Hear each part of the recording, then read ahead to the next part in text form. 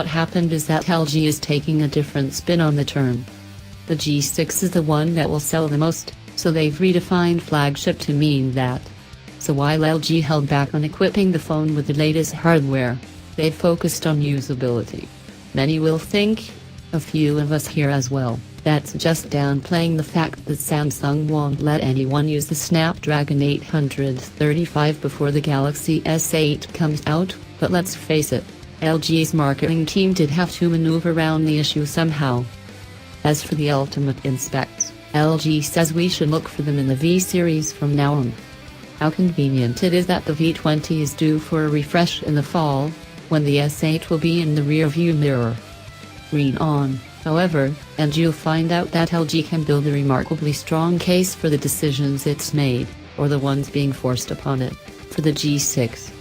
Sure, it's only the Snapdragon 821 chipset that's driving the G6 and not the upcoming S835, but it's not exactly a slouch. The S821. Also, let's not forget that it is, after all, Qualcomm's still current top model.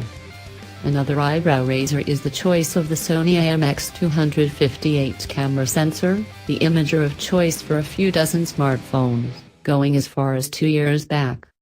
This includes prominent smartphone models as well as models you've likely never heard of.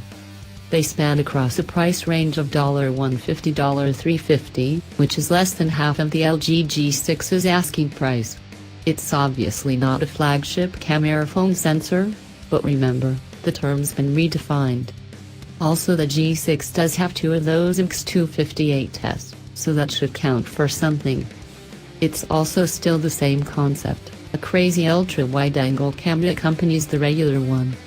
True, the coverage had been shrunk a little on both, but you now get the same 13MP resolution on each of them, so the wide-angle shooter doesn't feel like it's getting neglected. But best of all, that display.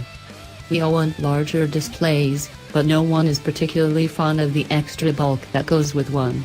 That's what LG's surveys showed too, so its designers went out and stretched the screen to cover most of the device's front. The 5.7-inch 18:9 aspect panel fits in the same body footprint as the G5's. Admittedly, the G5 is not a screen-to-body ratio contest winner, but still. Oh, and the corners here are cut for a reason beyond appearance, but more on that later.